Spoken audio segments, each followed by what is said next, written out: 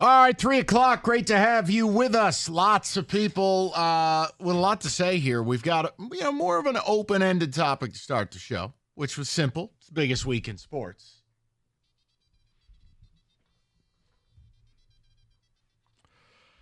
I thought the Kentucky Derby was in May. I don't care.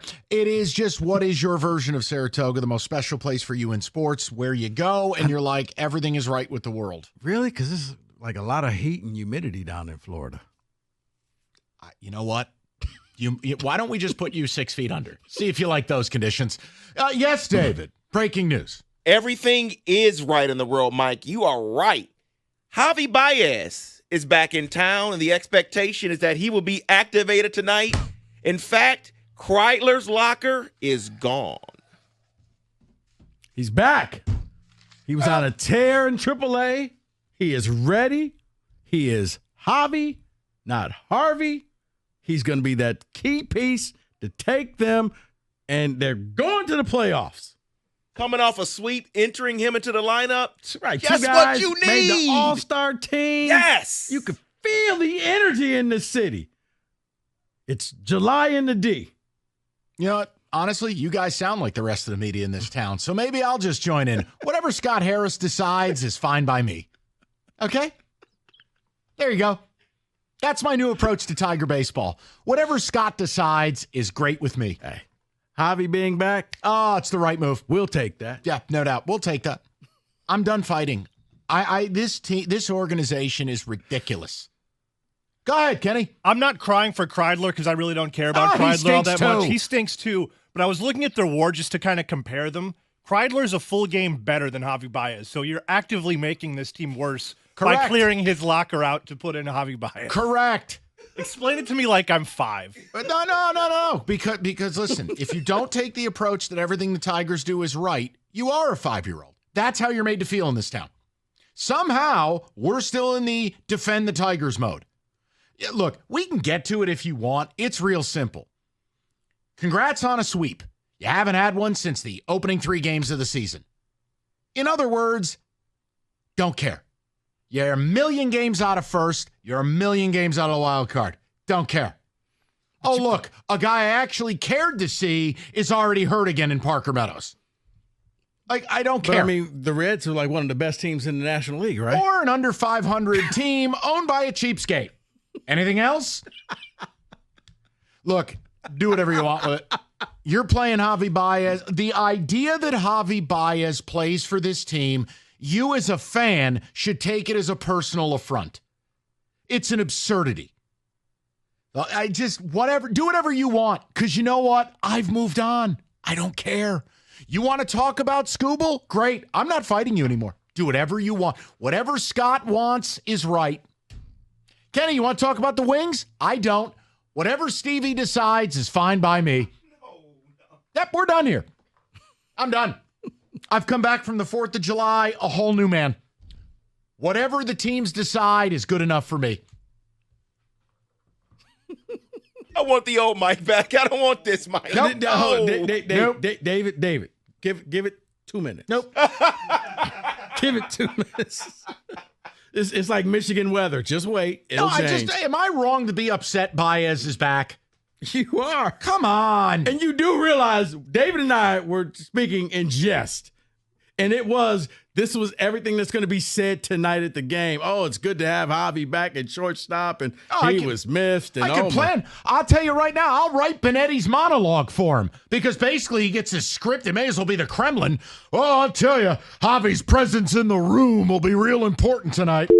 Veteran leadership. Oh, let me tell you, he's a defensive staple of this team with a -8 defensive runs saved.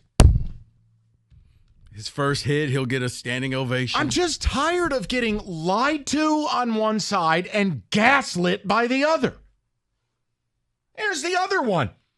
Oh, Max Clark hit a grand slam. Right, against prepubescent teens.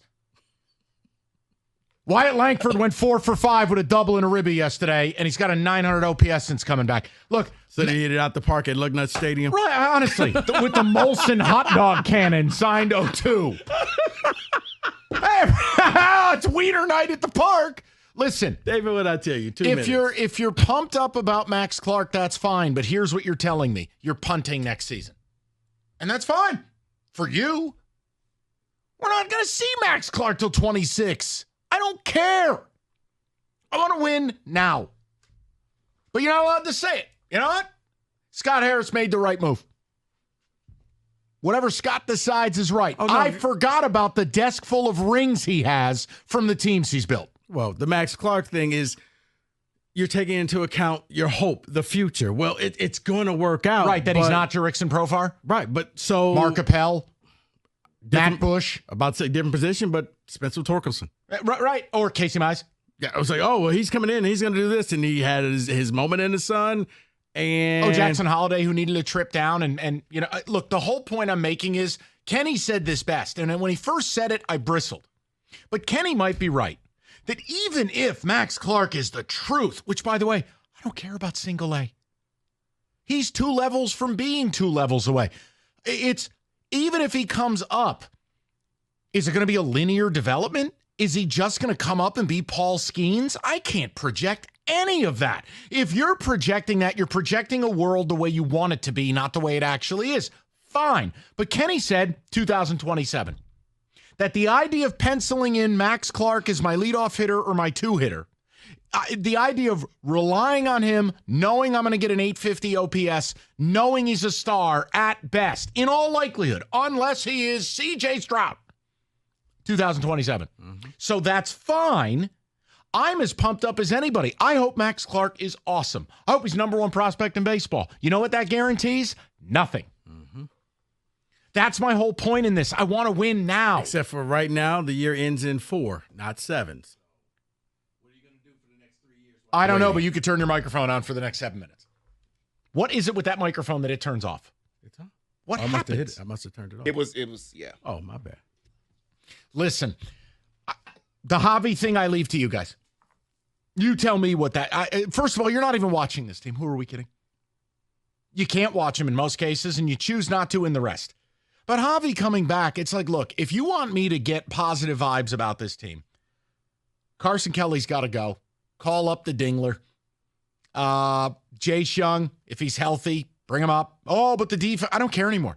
So I'm done with this. Right off the rest of this year, play the young guys. They wrote off the rest of this year when they didn't bring any bats.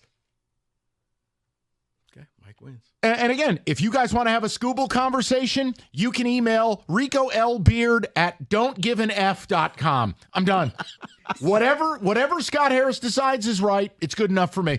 Because I'm not going to argue about this. Yesterday, you had on Pat Robertson in the afternoon, and he's hanging up on anybody who does want to present a case about, look, it might be okay to trade Skubal.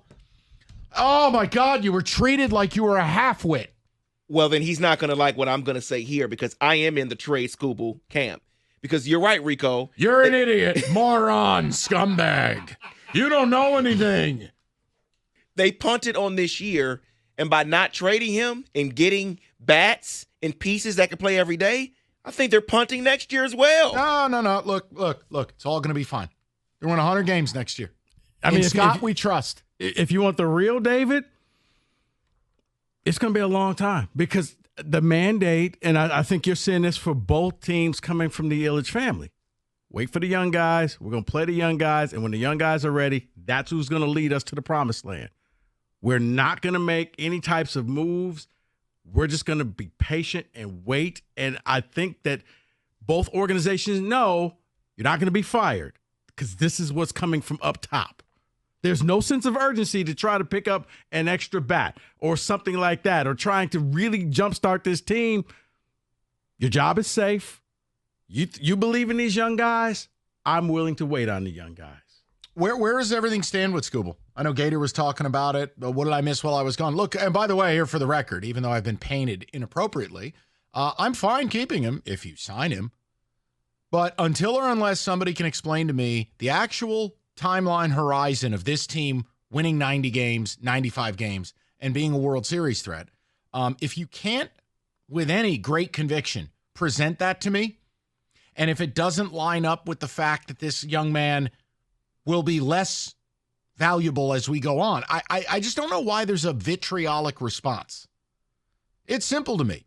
I would field offers. If I got a great one, I'd take it. If I didn't, I'd keep him. But I don't see a magic bullet that's going to have this team winning 95 games next year. I don't. Sorry. You know what my biggest fear is? Jack Flaherty's spine. My biggest fear is right now, what? Jack Flaherty goes tomorrow night, correct? Mm-hmm. That's the biggest start of the Tigers season tomorrow night. Because if that guy's not right, you're not getting anything for him. And that'll be 2 trade deadlines in a row that were completely fugazi. But you know what? I want to stay in my lane. Whatever Scott decides, I'm good with. Kenny, ask me about the Red Wings. You can feel the sincerity. Ask me about the Red Wings. You know what? I have your answer. Stevie's doing an unbelievable job.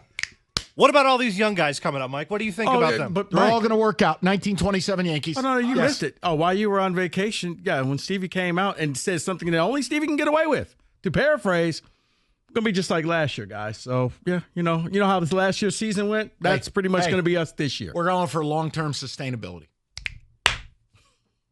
I mean, he literally said, no, it's like, Stevie, you didn't make the playoffs. Yeah, I know, but you know what? We were good. We were competitive. How dare you? It's going to be like last year. He played with a broken orbital bone. How dare you? His timeline hasn't changed. No. 10 years. Don't you know it? You don't know nothing about the Toledo Walleye. How dare you? No, I'm not going to fight about it. It's summer. It's 90 and sunny. Like, there's nothing to fight over. All right? You haven't made the playoffs in a decade. We're angry. We're tired. We're passionate. Same thing with the Tigers. What do you want to argue about? I'm not going to do it all summer. You want to keep Skubal? Keep him. You want to trade him? This will be the one show you can call where you're not made fun of. Because I'm actually open to the idea the horizon for the Tigers may not align with his contract. Mm-hmm. I know I'm awful. So look, do whatever you want. In Scott, we trust. Yeah. Yeah, and for everybody who says, oh, you can't trade him because the team's going to go down, I can give you an example of 2 teams here locally that traded their stars away and end up doing pretty darn good. How dare you present